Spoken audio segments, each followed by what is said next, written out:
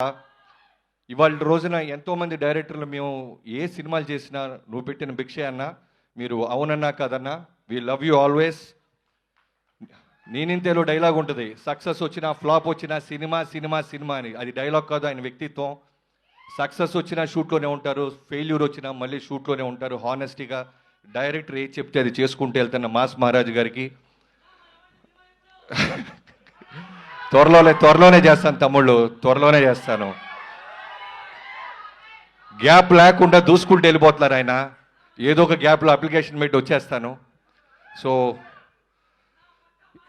నాకు మొన్న ఎవరో సినిమా మన రవితేజ గారి సినిమా ఏదన్నా సరిగ్గా చేయకపోతే కొంతమంది, చాలా తక్కువ మంది ఉంటారు ఆయనకి శత్రువులు, ఐ మీన్ యాంటీ ఫ్యాన్స్ అనే వాళ్ళు చాలా తక్కువ మంది ఉంటారు. వాళ్ళల్లో ఒకళ్ళిద్దరు రవితేజ గారు రెగ్యులర్ సినిమాలు చేస్తున్నారా అంటే ఎంత కోపం వస్తుందంటే, అందరికంటే చాలా కాన్సెప్టోరియల్ సినిమాలు చేస్తున్న ఆయనే.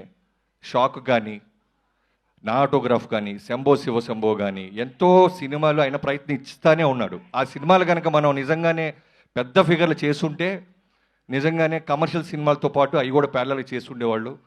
కమింగ్ టు దిస్ ఈ ఫిల్మ్, కిషోర్ తిరుమల డార్లింగ్, తను నా పవర్ సినిమాకి ఫస్ట్ టైం నాకు రవితేజ గారి సినిమా అవకాశం ఇచ్చినప్పుడు భయంగా ఉండేవాడిని. ప్రతి ఒక్కరికి పురిటి నొప్పులు అంటారు చూసారా, ఒక డెలివరీ పెయిన్స్, ఒక బేబీని డెలివరీ చేసినంత భయం, ఫోకస్డ్ ఉంటుంది. ఆ టైంలో నాకు డైలాగ్స్కి హెల్ప్ చేసిన కిషోర్ ఇప్పటికీ మర్చిపోయిన. Thank you so much darling. మీ అందరికీ తెలుసో తెలీదో చాలా జ్వరంతో ఉన్నాడు, అయినా సరే ఒక డైరెక్టర్ ఈ సినిమాని ముందు తీసుకెళ్లాలని అతను డ్యాన్స్ చేస్తుంటే నిజంగానే bottom of my heart we love you darling.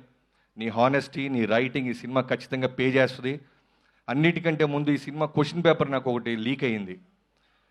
జనరల్గా ఒక ఆ వ్యక్తి పేరు ఇప్పుడు చెప్పను, బ్లాక్ బస్టర్ అయిన తర్వాత చెప్తాను. మీ అందరికీ తెలిసిన వ్యక్తే. చాలా అంటే చాలా పక్కాగా చెప్తాడనమాట. నేను రవితేజ గారి సినిమా ఏది వచ్చినా ఫస్ట్ అన్నీ అడుగుతాను ఎలా ఉందని. అలాంటిది ఈ సినిమా రాత్రి చూడటం జరిగింది. అతను చాలా ఎక్స్ట్రాడినరీగా ఉందని చెప్పి